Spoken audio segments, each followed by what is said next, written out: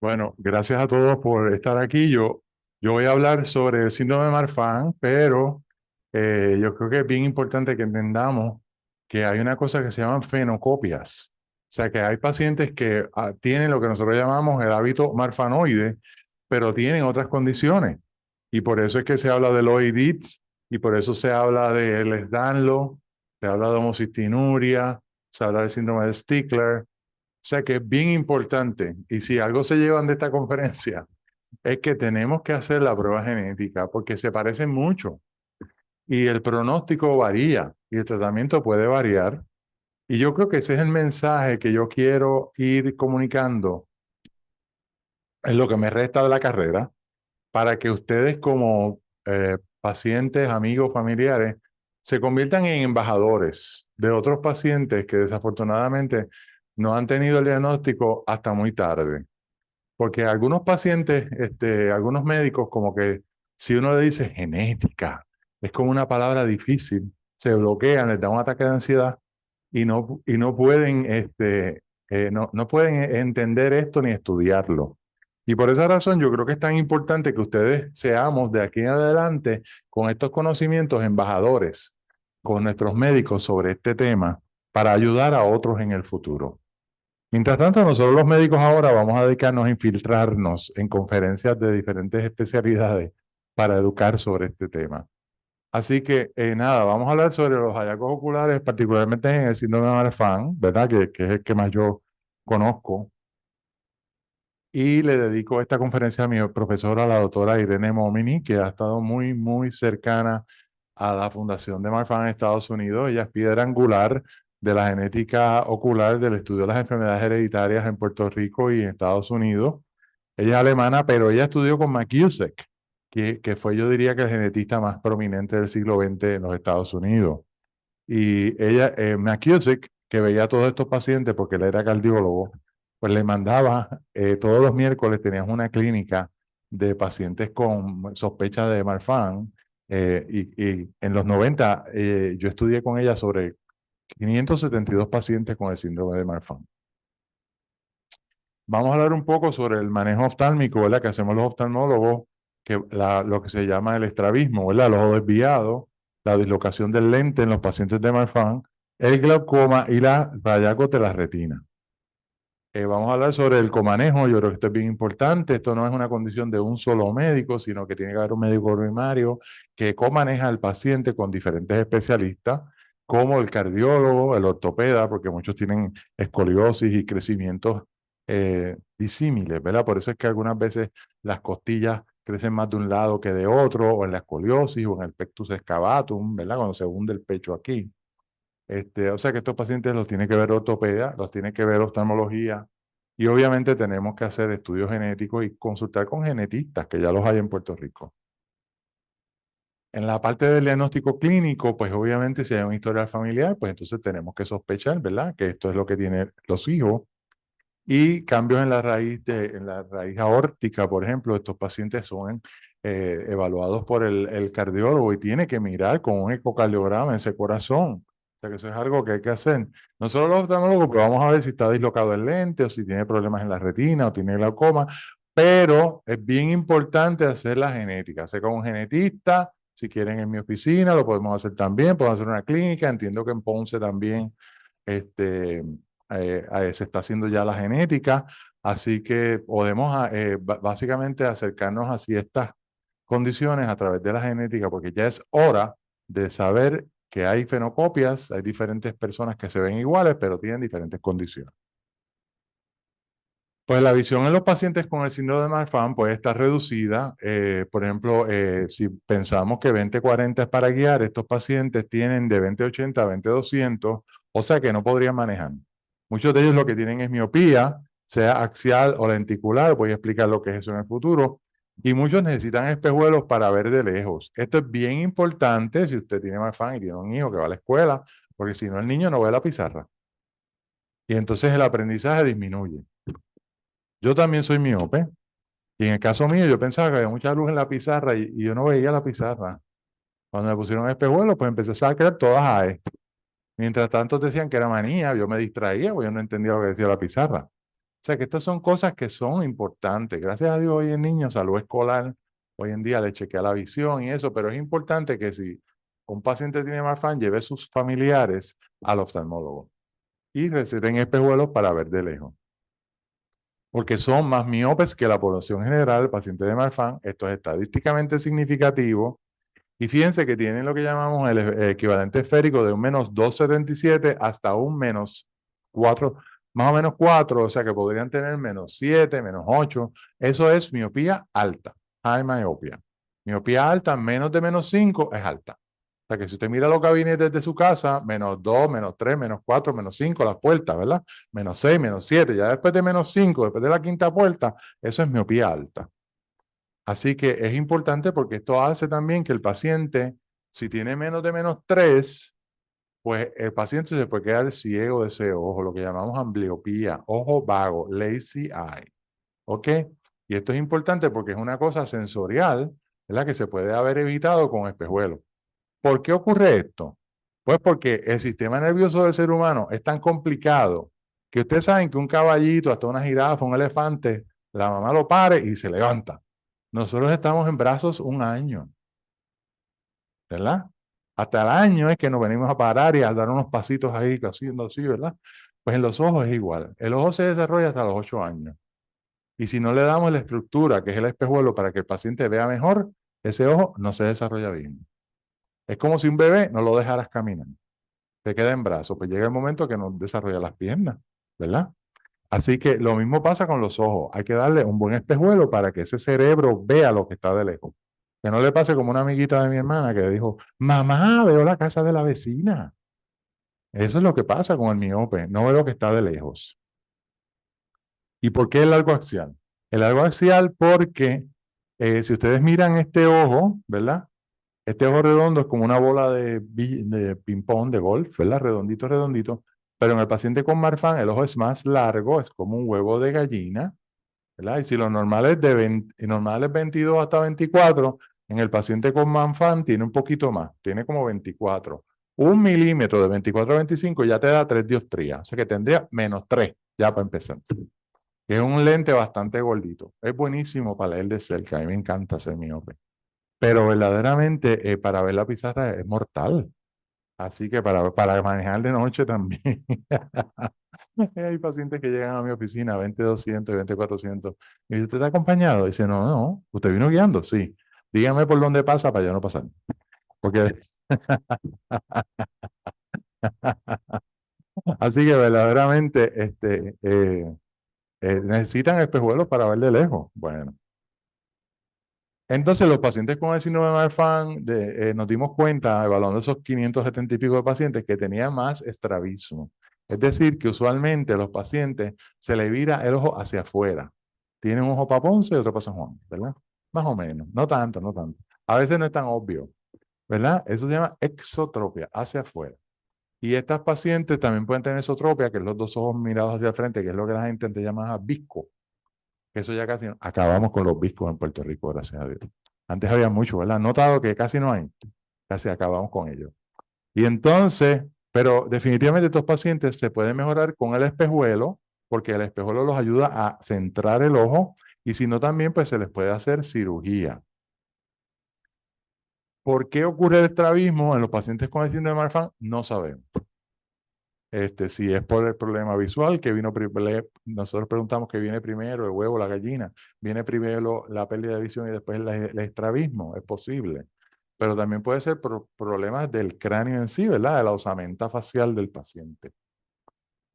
Cuando miramos el ojo hacia adentro, nos damos cuenta que el iris no tiene criptas. El iris en el paciente con el síndrome de Marfan y otras condiciones como Rieger, estos pacientes, el iris es como un velvet, como un terciopelo, como la tela esa que se usa mucho en Navidad. Ustedes saben cuál es. En los albinos es como un encaje. Bueno, en los pacientes así regularmente, pues tienen como muchas hondonadas, así como si fuera una falda tableteada, o como ustedes quieran llamarlo. Este, y estos pacientes a veces, sobre todo si no tienen el lente, el iris se mueve y es bien gracioso. Es lo que nosotros llamamos iridodonesis. Se puede chequear a simple vista, si es bien obvio, pero nosotros lo chequeamos usualmente en la lámpara de hendidura. El paciente pone la cara en la lámpara de hendidura y nosotros hacemos así para que el iris se mueva cuando uno le da golpes a la mesa, ¿verdad? Así que no se asusten. También la doctora Momini, a veces si el paciente, si el paciente se le dislocaba un poco el lente, le daba láser al iris para que se dislocara aún más y el paciente viera mejor. En este caso, como vemos aquí, pues este lente, yo no sé qué pasa. ¿Me pueden ayudar? Ahora. Ok, ok. Ahora, como ven aquí, este es el núcleo del paciente dislocado, ¿verdad? Hacia abajo. Arriba, lo que es esta cosa blanca es la corteza bastante líquida. Esto podría dar un ataque de glaucoma. Pero normalmente cuando describimos los pacientes con Marfan, lo que tienen es un glaucoma de ángulo abierto. No es primario, por eso yo pongo ángulo abierto solo, porque no sabemos por qué ocurre. Creemos que es que obviamente hay fibrilina en el ojo del paciente, especialmente en la malla trabecular, y estos pacientes pues pueden tener problemas de la malla trabecular. El ojo es como un fregadero, para que lo entiendan bien. Tiene una pluma que bota agua, que es el cuerpo ciliar, pero tiene un drenaje, un roto por donde se ve el agua, ¿verdad? Y en los pacientes yo sospecho que el drenaje está medio tapado, está medio tapado. Entonces eso hace que sube la presión y eso produce entonces problemas de subir la presión y problemas de glaucoma. Aunque sospechamos, ¿verdad? Yo digo que es un mecanismo intermedio, que pueden tener también problemas vasculares, ¿verdad? Es bien raro el bloqueo pupilar en el paciente de Marfan. Solamente he visto un paciente que el lente se le metió en la pupila y vino con un ataque de glaucoma. Y estos pacientes hay que operarlos rápidamente. Normalmente no se operaban si no tenían catarata porque la doctora Momini siempre decía que aumentaba el riesgo de desprendimiento de retina. Así que usualmente uno los vela bastante tiempo antes de operarlo. Una cosa que me preocupa mucho son los betabloqueadores. Los pacientes con Marfan usualmente les recetaban betabloqueadores y si tienen glaucoma, pues a lo mejor les recetan betabloqueadores, que son las gotas de tapa amarilla. Las gotas de tapa amarilla. Estos son los... Entonces no se debe dar la gota y la pastilla a la vez, porque eso le puede pasar un bloqueo del corazón. Y ahí el paciente, ¡pum!, se desmaya. ¿Ok? O le baja mucho la presión, se siente mareado, o deprimido, o el varón le da impotencia. Son los efectos secundarios que pueden tener estos medicamentos. Así que tenemos que tener cuidado. Si el paciente tiene un bloqueador sistémico, pues vamos a evitar, porque es una contraindicación relativa, usar un beta bloqueador en gotas. Y hay otras alternativas, así que se pueden usar. La dislocación del lente ocurre en casi las 2/3 de los pacientes y lo vemos aquí. Este es el lente, está echado hacia arriba y estos hilitos que ustedes ven aquí son las zónulas que se han estirado. Nosotros pensábamos, ¿verdad? Que en los 90 pensábamos que era un problema de colágeno. Después nos dimos cuenta que era la fibrilina, ¿verdad? Pero definitivamente se disloca el lente. Y el lente a veces también se mueve. O sea que el paciente va a tener, lo puede ver, le va a molestar. Entonces fíjense que aquí es entonces una dislocación parcial. Si fuera total, estaría atrás en el vidrio colgando así, moviéndose. Y entonces es bien importante este concepto porque a veces nosotros hacemos el espejuelo por aquí, por el lente, o a veces lo hacemos por acá, por donde no hay lente. Y el paciente escoge cuál le gusta más. Es lo más interesante. Por aquí sería miope, ¿verdad? El lente dislocado está más gordito. El lente es como un M&M. Y si se pone dislocado, se pone como un M&M de maní. Se pone más gordo, ¿verdad? Si no está dislocado, pues es un M&M de chocolate. Es para que tengan el concepto. ¿Ok? Si no les molesta y perdonen. No es que les estoy faltando el respeto, es que quiero que sepan, para que lo visualicen bien. ¿Ok? Porque como se van las zónulas, ¿verdad? Es como los nenes gorditos, cuando se estiran, se bajan, ¿verdad? Pues aquí es al revés. El lente, cuando se estiran las zónulas, el lente engorda y se pone más miope. Bien.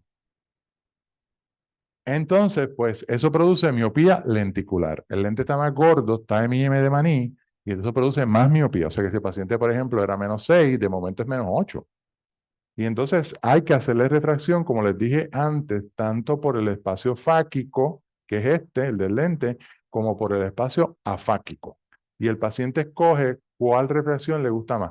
Usualmente es a la que está acostumbrado. O dependiendo, porque si el lente, así está dilatada la pupila, pero si el lente no está perdido, cuando la pupila no está dilatada, pues el paciente va a preferir el lente afáquico, ¿verdad? Que es la receta positiva. Gracias a Dios, como el paciente tiene miopía axial, el lente afáquico no es muy grueso. No es como, ¿se acuerdan aquellos fondos de botella que parecían huevos de gallina fritos que habían antes? Ya eso no existe. Casi no se hace. Así que verdaderamente esas son alternativas de corrección visual de esos pacientes. Así que también se le puede dar, ¿verdad? La refracción con espejuelos o con lentes de contacto, sobre todo si van, ¿verdad? Los pacientes, ¿verdad? La nena tiene un quinceañero o para boda, ¿verdad? O el nene quiere ir a un party. Usualmente se le puede dar el lente de contacto. No tienen que usar esos espejuelos miópicos. Además que el lente de contacto le ayuda a ver las cosas más realmente. Por ejemplo, si el paciente tiene un lente bien positivo, yo me vería más grande y más gordo. Me conviene más que lo tenga mío, pero me veo más chiquito y más finito. Ok, pero el lente de contacto, la persona te dice, el miope te dice, yo veo mejor de cerca sin espejuelo, porque ve el tamaño real de las cosas. Mientras que con el espejuelo miope, la persona ve todo más chiquito. Es la, es la persona, es lo opuesto a la lupa. La lupa magnifica, el lente miópico minifica. O sea que todas las cosas se ven más pequeñas de lo que son. Lo cual para mí conviene, ¿verdad? Pero bueno, ¿qué vamos a hacer? Bueno. Así que, entonces, en términos de la cirugía, sabemos que se puede remover el lente y puede que se ponga implante, puede que no. Ahora, yo le he recomendado a otros pacientes que esto lo tienen que hacer con un retinólogo, porque esta es una cirugía bien complicada. Esto no es un Common Garden Variety Cataract, no. Ese lente se puede ir para atrás y eso conlleva otra cirugía. O ese lente hay que amarrarlo o ese lente hay que meterle adentro una cosa que estira, ¿verdad? Un anillo para poder poner ese lente intraocular y rezar y rezar y rezar para que ese lente no se caiga. O sea que verdaderamente debe ser un retinólogo que sepa sacar bien ese lente y sepa amarrar un lente si es necesario, porque se puede amarrar con unos hilos, se les amarra. Eso lo hizo la doctora Monilla en los 90. Así que acuérdense de eso, tienen que buscar un oftalmólogo que tenga experiencia en amarrar lente, sí o sí. ¿Ok? Bien. Y entonces, si el paciente fuera muy miope, con un -14, pues a lo mejor no hay que ponerle lente. Pero un paciente que tiene una miopía bajita, como -4, -5, yo creo que sería favorable ponerle lente,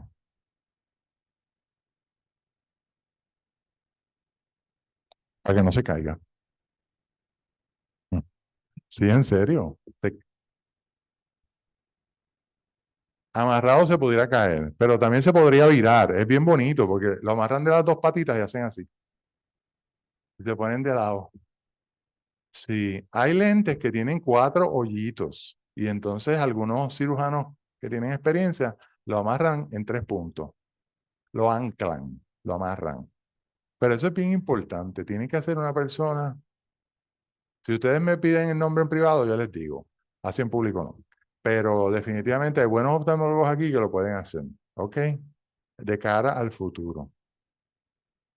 ¿Alguna otra pregunta? ¿Qué te preocupa de que por qué se amarra? Sí. Ah, no, ahora estoy hablando del lente Es que me intraocular. perdí. No, el lente de Ah, contacto no ok. se amarra, se pone ahí ya. Sé, por eso me perdí. Sí, Entonces no, no, después no, no. pensé que estabas hablando No, yo de estoy. la cirugía donde te quitan el... Entonces me perdí, disculpa. Sí, no te preocupes. Sí, estamos hablando ahora de que cuando el paciente tiene catarata, pues hay que operarlo, ¿verdad? La refracción, y entonces hablamos del lente de contacto, y entonces después hablamos de remover el lente cuando hay catarata, con o sin implante. Implante de lente intraocular. Ese lente intraocular, miren, el lente, ahora vamos a hablar de la calabaza. La calabaza, el lente es como una calabaza. Usted le saca la tapita, como es el mes de octubre, ¿verdad? Van al huerto de su casa y buscan con alegría 3 o 4 calabazas. Ok. Bueno, pues el lente es como una calabaza. le sacamos la tapa, nos comemos toda la pulpa y se deja la cáscara, lo que llamamos cápsula. Y ahí se mete un lente que es de acrílico casi siempre hoy en día. Y el lente hace plup y se abre así como si fuera una empanadilla que se convierte en pizza. Ok. Y entonces, pero esa cápsula, esa calabaza cáscara se puede ir para atrás porque las zónulas están débiles. Y con el manipuleo de la cirugía también, ¿verdad? Así que en algunos casos, que le estaba diciendo, en algunos pacientes va a haber que amarrar el lente intraocular. Hay que escoger otro lente, no es la empanadilla, es otro, un lente más duro. Y ese lente tiene usualmente unos rotitos que por ahí se pasa un hilo. Eso es una cirugía bien minuciosa, es microscópica. El hilo prácticamente no se ve, es lo que llamamos un 10-0, es una cosa finita. Yo tenía una técnica una enfermera que me veía a mí con la técnica montando la aguja en el portaaguja para coser y me decía, ustedes están vacilando conmigo porque yo no veo nada y ustedes están jugando ahí de embuste. Y era que el hilo era tan fino que ella no lo veía. Pero claro, yo operó bajo microscopio y yo sí lo veía. Y la técnica también, la pobre, tenía que hacer un esfuerzo y lo veía. Pero sí, es una cirugía bien, es microscópica. ¿Cómo estamos de tiempo? Yo no estoy seguro. ¿Aquí son 10 minutos o 20? ¿Ya? ¿Avanzo o termino? Sobre tiempo. Bueno, pues entonces pregunta. Hasta aquí lo dejamos. Se supone que hay 10 minutos para pregunta, ¿verdad? Sí, 10 minutos para pregunta. 5 minutos, ok. Yo tengo 3 preguntas. No te las voy a hacer las tres porque voy a dejar que otras personas hagan sus preguntas. Te voy a hacer una y después te busco por ahí y te hago las preguntas. Ok. Este, cuando a mí me hacen ¿verdad? Whatever, la cita del oftalmólogo anual, siempre salgo con la presión del ojo alto. Entonces siempre se creen que es que yo tengo glaucoma, pero no lo tengo. Nunca he tenido desprendimiento de la retina, nada de eso. Pero, ¿qué problema trae de que yo siempre tenga la presión del ojo alto? Porque nunca me han dicho como que pues, como que nada, ok, la tienes alta, pero eso trae algún problema y hay algo que se pueda hacer Sí, o esa simplemente está bien. es una pregunta bien delicada, pero vamos a hablar la ciencia. Un paciente que tiene presión alta por largo tiempo desarrolla glaucoma. Hay una cosa que se llama glaucoma preperimétrico, o sea, que tienen glaucoma antes de que salga el defecto en el campo visual. O sea, que a lo mejor cuando te evalúan con el campo visual no tienes glaucoma, pero si tienes la presión alta, la probabilidad de que se desarrolle el paciente glaucoma, para hablar en tercera persona, es bien alta. Yo iría a otro médico, una segunda opinión. Pues verme en oficina, sinceramente. Porque verdaderamente el paciente con Marfan, eso yo lo describí en 1992. Glaucoma, los pacientes con Marfan tienen un alto riesgo, y no sé cuál es tu condición, ¿verdad? Pero tienen un alto riesgo de glaucoma. Y es algo que verdaderamente si se obvia, pues estamos perdiendo tiempo. Entonces tú tienes que tomar la decisión porque es una alianza terapéutica. ¿Tú prefieres perder 10 años en lo que se te daña el campo visual o prefieres botar 10 años de gota? Yo prefiero 10 años de gota, porque una vez que tú pierdes esa visión, casi nunca vuelve. ¿Me expliqué? O sea que esto es algo que tienes que hacerlo. El paciente de glaucoma en el parque de pelota usualmente deja de ver la segunda y la primera base, o la segunda y la tercera, ¿verdad? Es una cosa arcuada, ¿verdad? No queremos que eso te pase. Yo diría que hay que evitar. Eso se llama el principio cautelar de la medicina. Si sabemos que por tu condición estás a un riesgo más alto, si tienes historial familiar, si tienes más de 40 años, ya tienes y la presión intraocular, tienes 4 factores de riesgo. Como decir, paciente diabético. Orina mucho, come mucho, le pica, le llora, le arde y no ve. Tiene diabetes. Tiene tantos factores de riesgo. ¿Qué vas a esperar? Que se le explote el páncreas. ¿Me explico? O sea que nosotros los médicos tenemos que pensar siempre en el principio cautelar y por eso estamos aquí. Porque yo quiero que ustedes sepan que estos pacientes tienen mayor riesgo de glaucoma que la población general. Si el paciente, si el médico que usted ha visitado no se ha leído mi paper, pues, so sorry, cámbiate de médico. Esto es un issue viejo. Yo tengo una pregunta. Un momentito, sin mencionar hospitales, que ya lo vi. A cualquier cazador se le va una liebre. Porque por aquí hay una paciente, sin mencionar el nombre, que había ido a 40,000 médicos y nadie le hizo el diagnóstico. Yo le hice el diagnóstico por teléfono. Porque tú tienes que pensar, si tú no piensas en eso, si tú tienes fiebre, te sale un rash, si tú no piensas que el paciente puede tener dengue, nunca lo vas a diagnosticar hasta que se te va en shock. ¿Me expliqué? O sea que es algo de verdad que tú tienes que... Sí. Habla con Luz que te dé cita un lunes de noviembre.